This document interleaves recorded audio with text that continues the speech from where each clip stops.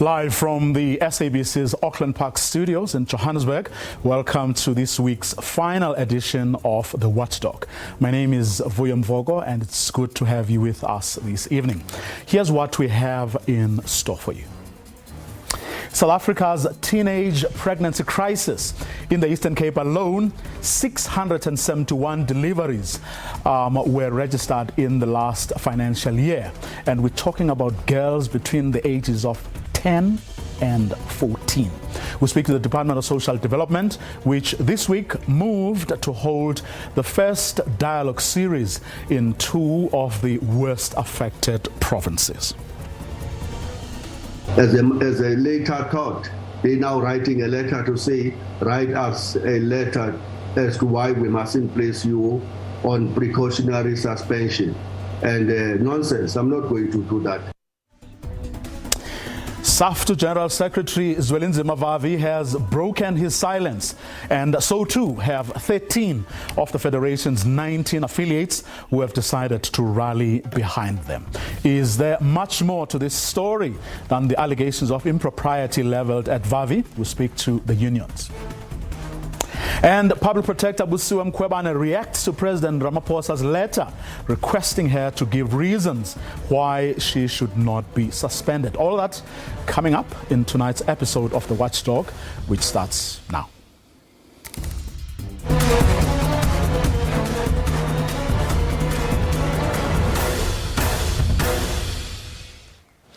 The most recent Statistics South Africa report shows that 4,013 birth registrations were recorded for young mothers aged between 10 and 14 years in 2020. This week, the Department of Social Development, in collaboration with other departments including Basic Education, Health, the South African Police Service, traditional leaders held roundtable discussions to discuss this troubling phenomenon. My first guest is the National Social Development Department's spokesperson, Lumka Oliphant. Lumka, good evening. Thank you very much for joining us this evening to discuss this very important but also very troubling issue. Thank you so much for inviting us, and good evening to you and to your viewers. So this week you had these roundtable discussions with the departments I've just mentioned, of course, including communities, but also people who have first-hand experience, of what we are talking about here. Tell us how what the setup, was like, who was there, and what exactly was discussed. As for you, we started in Lusikisiki in Musa Hill, and then we moved this week to KZN, to Zululand. You may ask yourself why we are going to those places.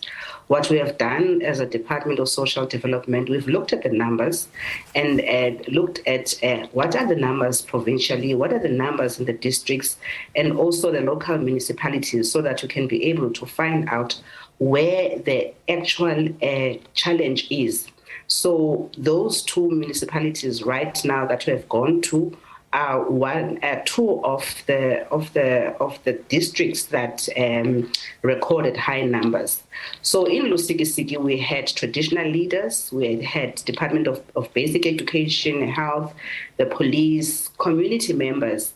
In KZN, we also did the same, but in KZN, we then spoke to parents whose children were pregnant, and we also spoke to children who have also gone through this, and also some even came in KwaZulu-Natal while they are still pregnant. So we wanted to have a conversation of taking stock for firstly as government, because we have seen that government is putting a lot of resources for a lot of budget and a lot of campaigns, but the numbers keep rising. So therefore we were together as government to say, hold on, what are we doing right? What are we doing wrong? And then we then speak to children so that children can tell us also what are their experiences as we are doing the campaigns and educating them what is it that needs to be changed, and also speaking to traditional leaders, because you would know that in rural areas that the first point of call for any problem, so we need to speak to them, empower them, also hear from them what do they do when families come to them. How can we help them as a department and as just government as a whole?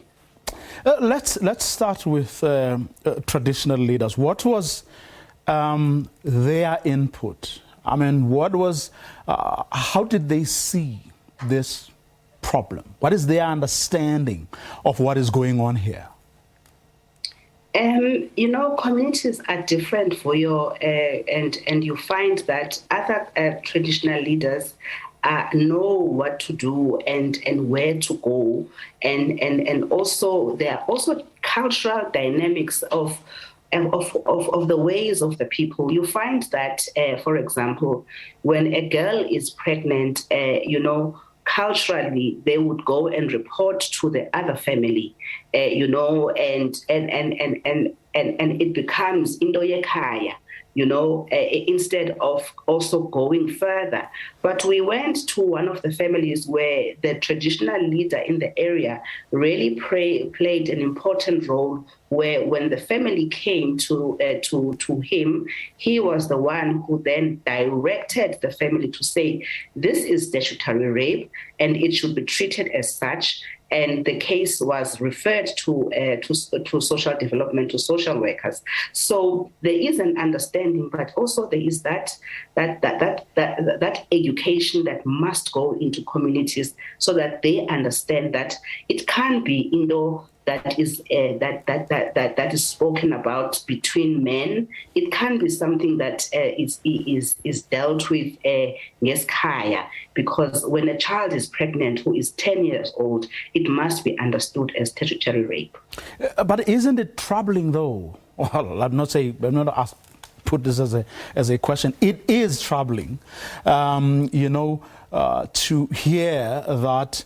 I mean, traditional leaders who are willing and able to do the right thing are actually few.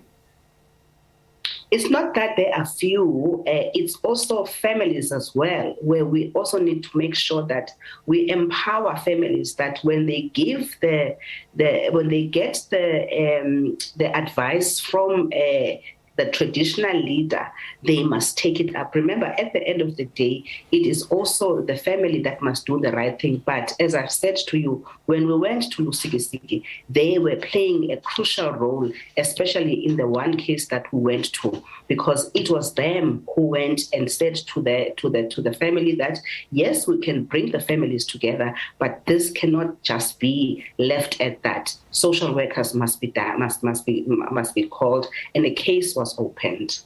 Let's talk now about the government departments who are involved. I'm going to come to yours last. Let me start with the education department, which was part of the conversation. What is it that they say they are doing?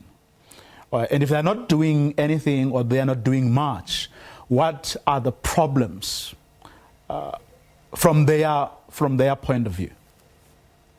The Department of Education, Basic Education, you will also know that last month they also launched their policy on teenage pregnancy, which is one of the policies that obligates educators to report any child, a teenage pregnancy that is within the school, whether it becomes an obligation. So as part of their education, especially in the Eastern Cape, we saw there was a lot of collaboration of departments.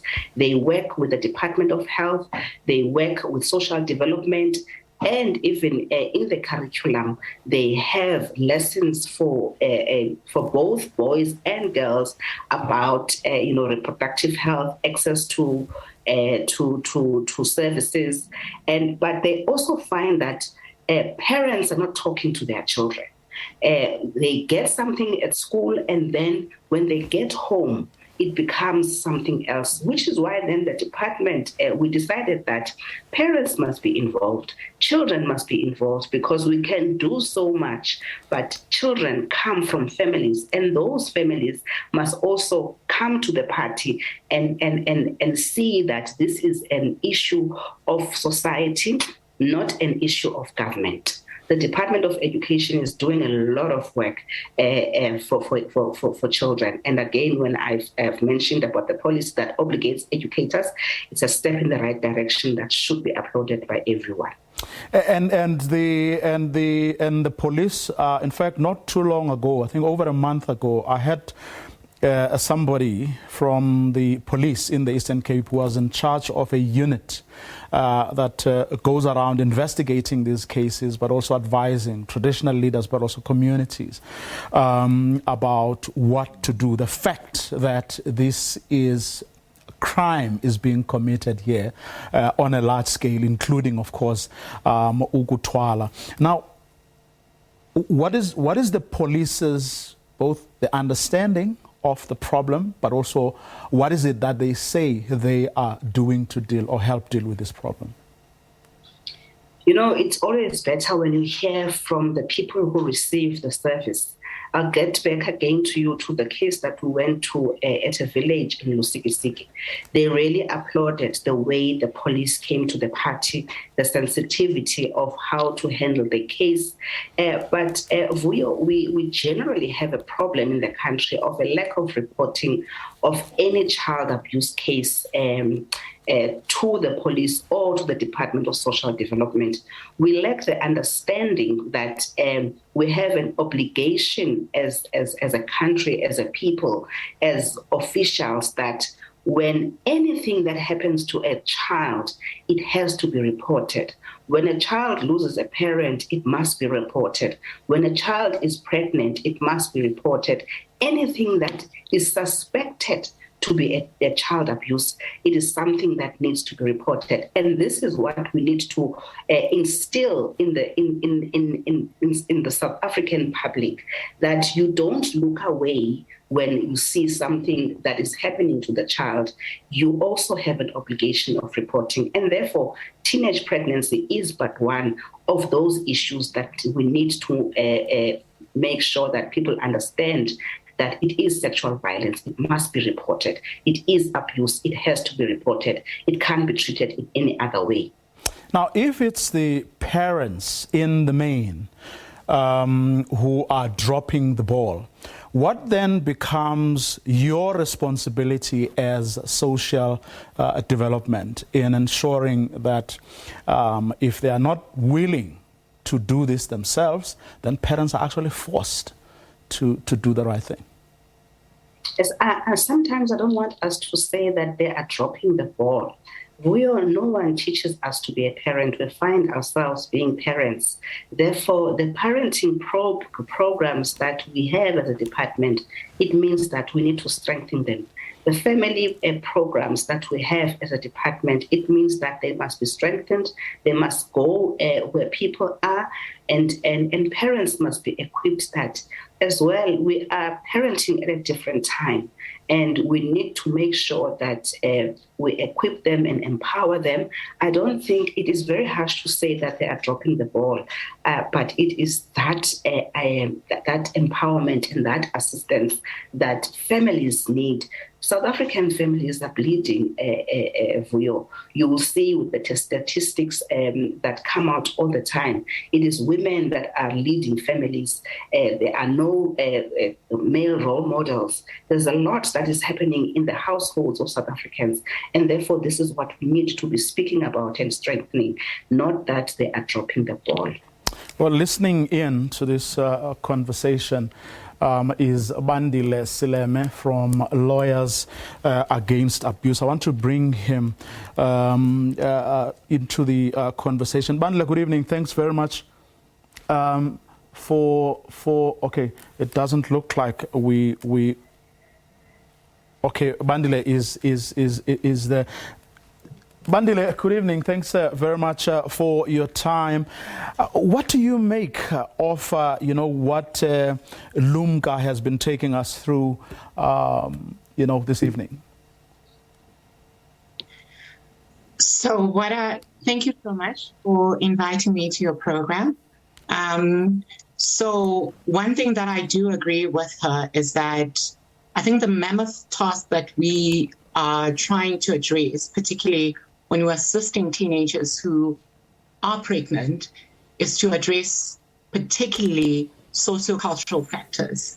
What I mean by that, by sociocultural factors, is that there's certain cultural practices that makes it quite difficult, particularly for a teenager, to take charge of her own sexual and reproductive health. So the basic example that I can give you from early childhood, when a child is born and they're quite little, there is some sort of an understanding that my body does not belong to me, whereby certain people can just come and hug and kiss you. So when we then try to then teach, particularly the lesson of consent, then it also starts to then challenge certain cultural attitudes that the child finds themselves in that particular context. So then it also makes it quite difficult then, specifically for a child then, to even make that disclosure to adults, because first of all, they don't even have the proper terms for their body, because also there's certain shame associated with sexuality and also their reproductive health. But how easy is it though for a 10-year-old to take charge, as you say, of reproductive organs, a body? So I think there've been a lot of initiatives that were trying to then get the buy-in from relevant stakeholders, as the representative from Lumka, from Department of Social Development, for them to understand particularly that a child has a certain kind of autonomy. But then the thing is that, particularly then for a child then to take charge, because the child essentially in their development has to rely on adults. So then what then happens, particularly when you rely on adults, whereby there's certain attitude and certain belief systems that are entrenched within their culture, what makes it quite difficult then for a child to then find their voice. So then particularly then sometimes within the organization that I work in, whereby sometimes we find teenagers who then come through, and then it emerges that particularly this teenager has been impregnated by a family member. So then also then it comes with a different kind of dynamic to then consider particularly their system, where they're coming from, and the resources that they've had. And also to understand particularly the dilemma now the family faces, whereby charges have to be pressed. And most of the time, you will find particularly then, because if it is a family member, then that particular family member will then try to use his influence to then make the other family members not to press any charges. But also apart from the family, also at schools, whereby then you find teenagers then having sexual intercourse amongst themselves. But because then there's also a lack of discussion, particularly about what it means to be in a healthy relationship that is premised on consent. And especially for a girl child to also understand that it is her body, that she has the right to decide when to give consent and when to withdraw consent. But then it goes back to what you were saying earlier on, Vuyo, how much can actually a teenager take charge of their life? That is quite debatable. And particularly in the context that we live in this country, it comes with a lot of challenges for any teenager to take a stance and to go like, this is my body, I am going to go through this kind of situation. But then also, constraining their system, you also need to get the buy-in of relevant stakeholders. That's when the challenge comes to be. Before I ask my next question, pose my next question to you, following up on what you've just said, I want to just get a bit of clarity, if you are able to give me that, Lumka. Do we know what percentage, more or less, give or take, of these pregnancies are, teenagers impregnating teenagers, and adults impregnating teenagers. Are we any clearer? Even if it's whether in the majority of cases it's either or. Do we know? Well, from what we have received, we I don't think we have that statistic, but we asked, when we were in the Eastern Cape, there was a question that was posed to those who attended, that who is impregnating our girls, and the one lady who is working around in Musa Hill as an NGO, she said without fear that it is older men who are taking advantage of our children. There is a 10-year-old mother in this country, but we don't have a 10-year-old father. Therefore, there is the exploitation of children. There is, the taking advantage of children. There's the sexual violence against children that we need to make sure that as a country we speak up against. We also make sure that we nip it in the bud, and those who are responsible for this are put behind bars. This is also one of the things that we are trying to do as social development, because these people are known, the children are known where they are. They present themselves at social development. And therefore, that obligation for us to find each and every case as to who has made a child pregnant. Is it another teenager or is it older people? But as we heard from people, even in Zululand, it is not other teenagers. It is older men who are taking advantage of our children. And that brings me back to you then, Abandile. And I'm not putting you on the spot because you're not responsible for this. You're doing your bit to try and help deal with this. Is there something we can then do to really not only shine the spotlight, but bring to book these adult culprits? And that's not to necessarily exonerate, the teenagers who are involved here, but to really set an example. Is there something that can be done, and hopefully on a large scale, to really not only name and shame, but make sure that they go behind bars? I think probably the answer that comes to my mind right now would be premised on acknowledging social justice. What I mean by that is whereby when we know that there's certain resources that teenagers can then utilize, we need to ensure that the people who are there in the front line are able to then assist these teenagers without subjecting them to secondary trauma.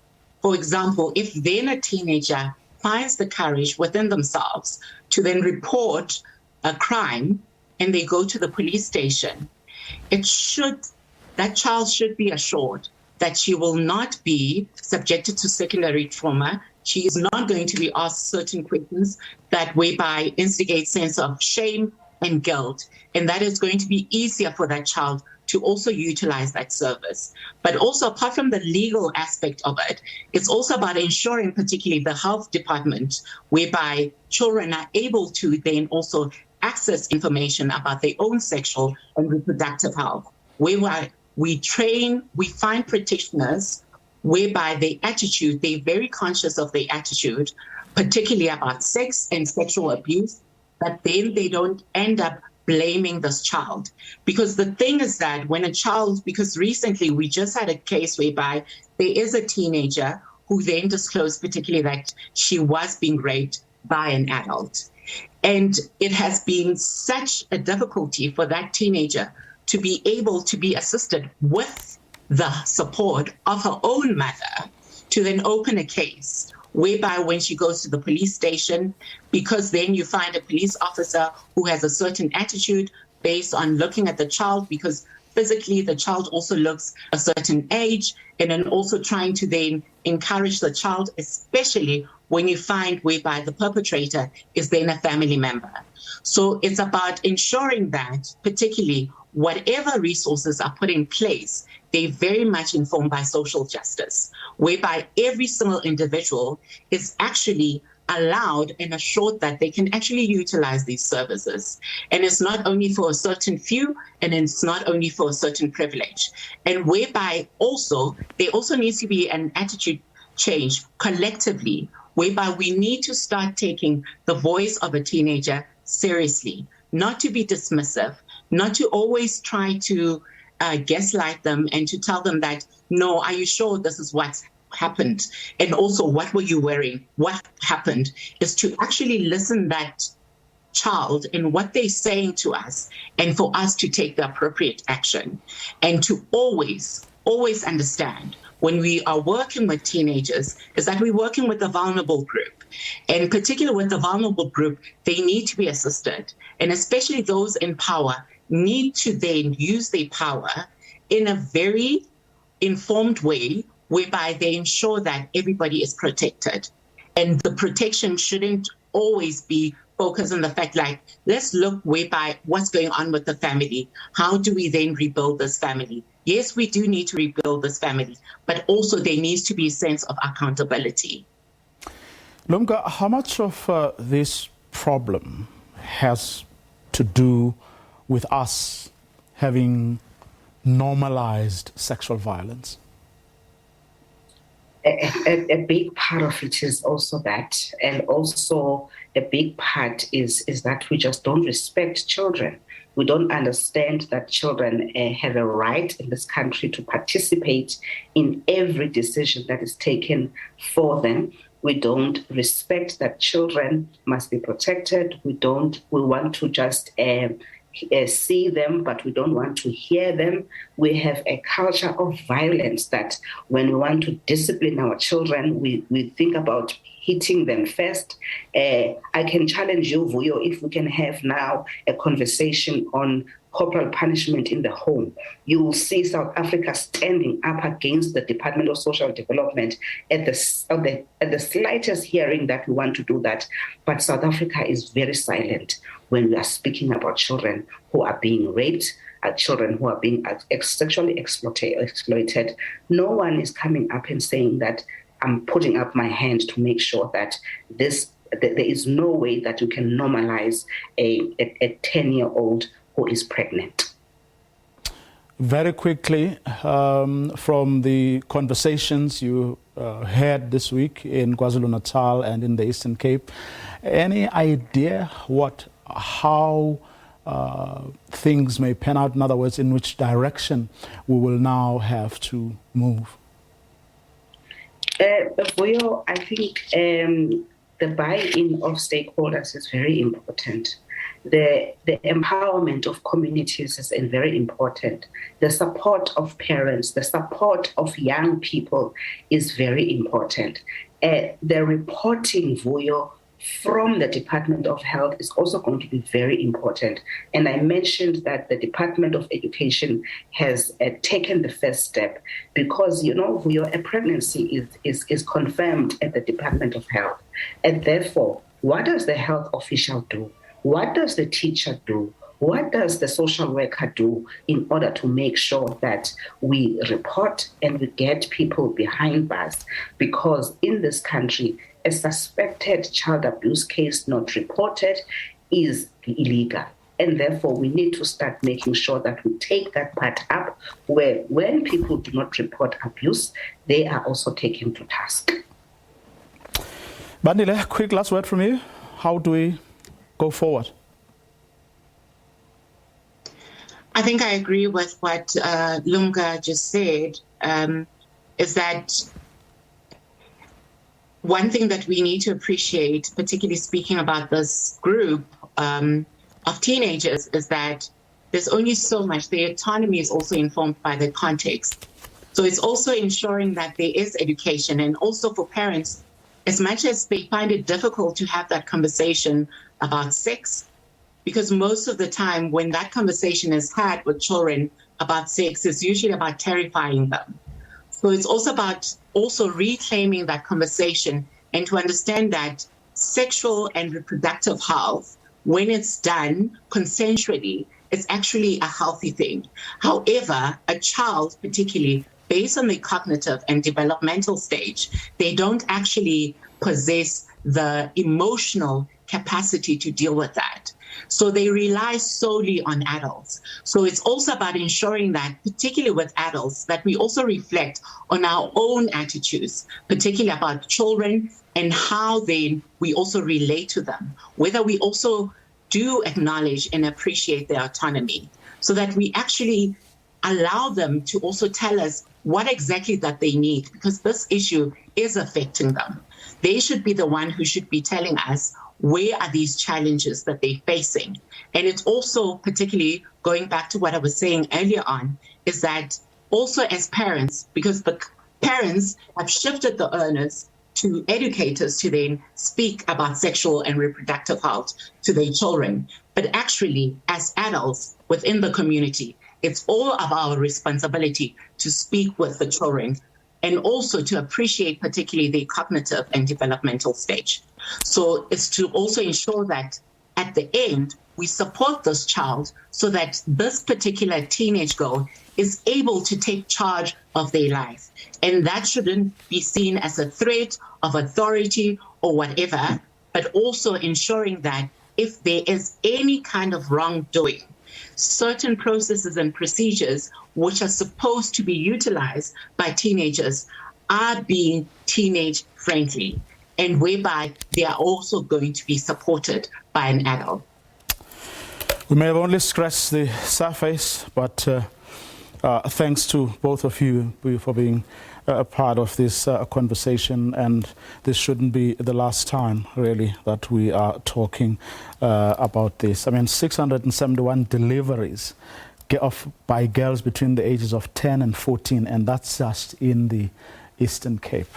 I mean, one doesn't know what to say, but yeah, a conversation we should have probably every day until we get to the bottom of this and do something about it. Well, that's why we're going to leave this particular conversation for now. And after the break, we bring you, Zwelinzima Vavi, the General Secretary of Saftu, finally breaks his silence following, that letter by the national office bearers of his federation, who say he must give reasons why he should not be suspended pending an investigation. We hear what he had to say today, but also we hear from the 13 unions out of the 19 affiliated to Saftu who are rallying behind Vavi. That's what's coming up in a moment after this short break.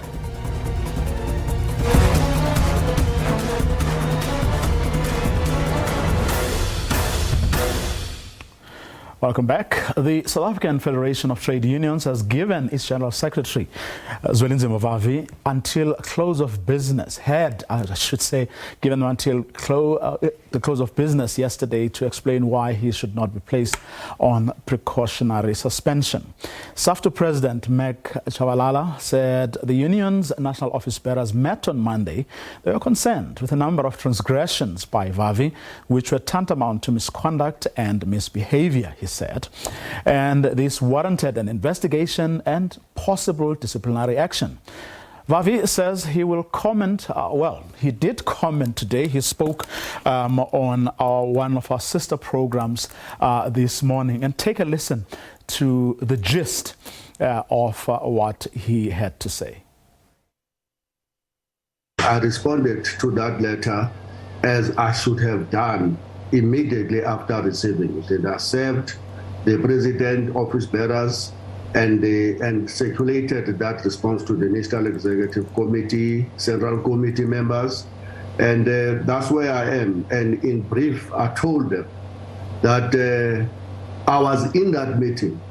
In that meeting, they took a decision in my face hurriedly to move and second each other that I be placed on immediate suspension for allegations that there is some suspicious transactions that are in the credit card in my possession. Immediately moved by the second deputy president, immediately seconded by the president himself, and later supported by the deputy general secretary of the federation. Without even checking what is this transaction, without asking me a single question to explain any transaction, all they said was, oh, these transactions are raising eyebrows and they must be investigated. And I said, yes, investigate and see what you're going to find. They say, yes, you agree that there must be investigation, so we are now placing you on an immediate suspension. Perhaps advised elsewhere in the corner, they come back now to say, no, we are writing you a letter of an intent to place you on precautionary suspension. Why must I play games to get people out of the corner they are painting themselves in? They decided that I must be suspended without even checking what is in these allegations, and as a later thought, they now writing a letter to say, write us a letter as to why we mustn't place you on precautionary suspension. And nonsense, I'm not going to do that. The decision has been taken. I have it on record. They know that every meeting have to be recorded because, unfortunately, of the nature of the people that I serve with, if you don't record them, they deny even their own voices in the future. And so we're not responding to that. Second point, we told them that we have, you, the office bearers, have no power in the Constitution of the Federation to be placing each other on suspension. The right, the power, the prerogative to place any office bearer on suspension is a power prerogative that is placed squarely on the shoulders of the National Executive Committee. It is the National Executive Committee that can place me or any of the Saftu national office bearers on suspension if they, according to the Constitution, they find reasonable grounds to do so.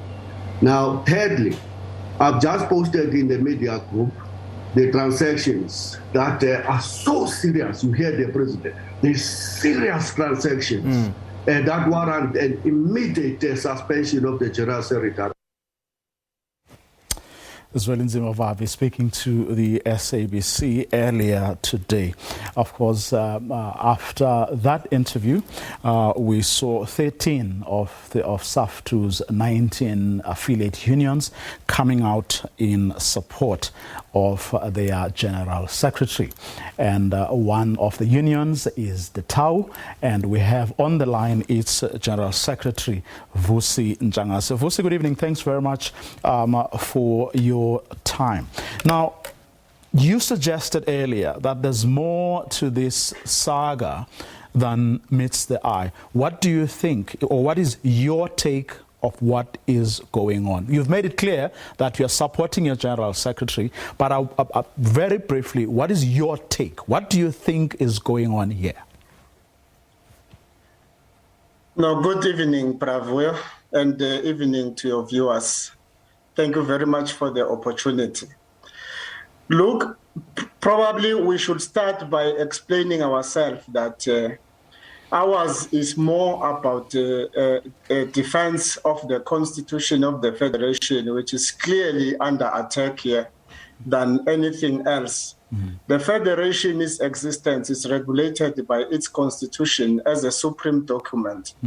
And anyone in our view who seeks to trample on it is that person would be affecting the well-being of the Federation itself. We have seen in unprecedented levels recently wherein the president of the Federation, on behalf of the other national office bearers, wrote a letter to the General Secretary with an intention to place him on suspension and asking him asking him to explain himself why he should not be suspended. And we were shocked. We were shocked because based on the Constitution of the Federation, the president and the national office bearers does not have an authority to suspend the general secretary or any of the national office bearers amongst themselves. but that authority, organizationally and constitutionally, resides in the National Executive Committee. And the National Executive Committee of Saftu has not in any moment been briefed about any alleged misconduct by the General Secretary. And therefore, we would not have arrived to any conclusion on that matter. And as we speak, and as I speak to you now, Vuyo, I can confirm that the NEC has not yet been briefed about the alleged misconduct on the General Secretary. We read about this on the media, we hear about this on the media. The affiliates that I speak on behalf, 13 affiliates of Saftu, have all written to the president of Saftu, petitioning him to explain what is happening, what is this, and asking him to retract the letter from the General Secretary that he has written to the General Secretary. To our surprise, the president has not done so up to now. And a decision so significant as to suspend the General Secretary outside the parameters of the Constitution can mean nothing to us other than that there is conspiracy theory against the General Secretary, driven by the president at the center and his other office bearers. And this is unfortunately happening almost a month or two away from the National Congress of Saftu. And we think that this move by the president and his team is nothing else but to predetermine the elections of the Congress, of the leadership in the Congress, and remove Zwelinzima Vavi from the Why would anyone want him removed, and who would that person or who would those people be? The president of the Federation, MEC, seems to be at the center of this. Otherwise, he would not have violated the Constitution in a desperate manner he has. How on earth would you justify this, that the president, who is the custodian of the Constitution of the Federation, would wake up in the morning and do what he knows is not authorized to do? And he would wake up in the morning and suspend the General Secretary when he knows that he does not have that constitutional authority, if he's not serving his agenda or anyone else's agenda. We are holding very high suspicions that there are conspiracy theories here. It can't be a coincidence that less than 2 months before the Congress, the president of the Federation, who is expected to be championing and defending the Constitution, that's what he did. We have made the conclusion that this is about the Congress and to rule Vavi out of the race. That's why, as the 13 affiliates of Saftu, we have taken a decision that we are going to fight this thing to the bitter end, and we are going to do all possible to ensure that there is constitutional compliance in the Federation and that the president is called to account for his actions, unfortunately. I mean, that NUMSA is conspicuous by its absence.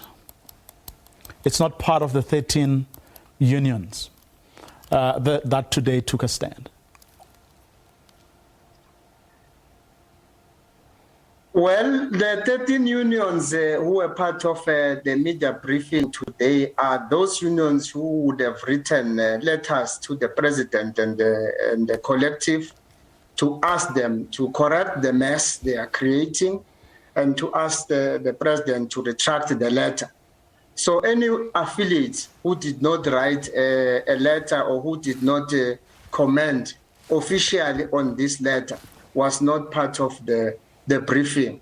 So NUMSA and other few affiliates of the Federation were not part of the briefing precisely for that reason. So it's not NUMSA alone who would have not participated on the briefing itself. It's NUMSA and some other few affiliates, and they are within their rights to do so. Probably they would not have secured a proper mandate from their structures to speak on the matter in the manner these 13 affiliates would have done, or probably they would have their own political reasons that I may not be able to articulate now because I don't know.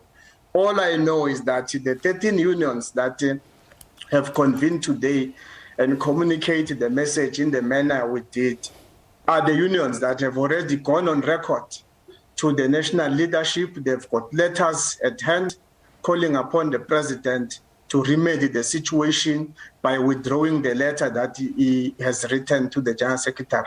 Okay. I must say, though, Vuyo, that at the same time, we have advised the General Secretary, actually we have insisted that he must defy that letter because it's an unconstitutional letter, and in our view, it constitutes an illegal instruction. He must defy that letter. He must continue to work, and I can confirm that throughout the day. Okay. I have been in conversation with the GS. He is at work, and there is no intention to comply with that letter because it holds no authority over the Federation. Okay, let me thank you very much for your time this evening, Vusi Ntshangase, who is the General Secretary of the TAU, one of 13 Saftu affiliates that have decided to throw their weight behind their General Secretary, Zwelinzima Vavi. He says it's in defense of the Constitution because the way the national office bearers went about dealing with this is actually unconstitutional. Vusi Ntshangase also saying that as those 13 unions, they are prepared to quote him, fight to the bitter end. We'll see how this story pans out. To this now, Public Protector Usuwe Mkhwebane has reacted to President Cyril Ramaphosa's letter requesting her to give reasons why she should not be suspended ahead of that hearing that Parliament said this week it is going to conduct into her conduct. Take a listen to what she had to say to our colleague Lubabalo Dada, who spoke to her this morning. We were meeting with the Premier, the Speaker, and the traditional leader for the Eastern Cape. Our main purpose is to bring to them the state of the province, especially the state of governance. We wanted to make sure that the Speaker assists us to implement our remedial action, because there are several reports which we've issued and they have not been implemented, and those reports we are saying they need to learn from so that they don't repeat the same problems. Then we are also informing them about around 219 investigations which we are busy with as an institution. A lot of them relate to service delivery, issues of water, issues of road infrastructure, issues of RDPs, and a number of complaints by the teachers and the nurses who were working for the former TBVC state, whose pensions, when they are paid, they are missing their years, prior years. So those are the kinds of complaints we've brought to them. And then we would want the Speaker especially to make sure that those are presented to various committees, portfolio committees, so that they can hold the executive to account. But then the ones who are investigating, we're saying to the Premier, we would want also to enter into a cooperation with his office, especially the DG's office, so that they can then follow up and make sure that we receive responses expediently. So that's the purpose. With the traditional leaders, we have issued a report in 2020-2021 relating to the relationship between traditional leaders and the municipalities, that conflict, and as well the role of traditional leaders in the municipal councils. So that report is not implemented, and especially the service delivery agreements between traditional leaders and municipalities. Okay, sincere apologies for playing the wrong clip, but in a nutshell, she was really saying this whole thing is unfair. She wants to continue to do the work that matters to the public. But of course, I'm sure in our later programs you will get to hear what she actually said to say about that letter from the president requesting her to give reasons why she should not be suspended. And that's our show. for this evening. Do join us again on Monday. Have a good night and a great long weekend.